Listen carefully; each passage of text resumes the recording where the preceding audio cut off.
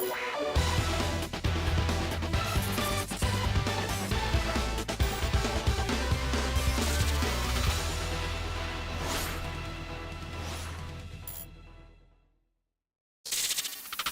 everyone, how are you doing? This is MD Tech here with another quick tutorial. In today's video, I'm going to show you guys how to change the name Cortana calls you on your Windows 10 device. So this should hopefully be a fairly straightforward tutorial for you guys, and without further ado, let's jump right into it. So we're going to start by opening up the start menu here. And now on the left side, you want to look for a notebook icon.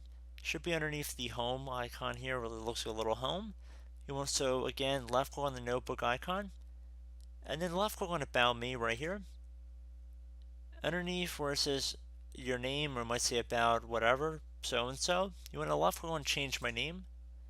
And now at this point you enter in whatever name you want it to be referred to as. Select Enter, and then you can listen to how you want it to say it if you want, but we're going to select Sounds Good. And then done. So from here on out, it's going to call you by your new name. So I do hope this brief video was able to help you guys out. And as always, thank you for watching, and I look forward to catching you all in the next tutorial. Goodbye.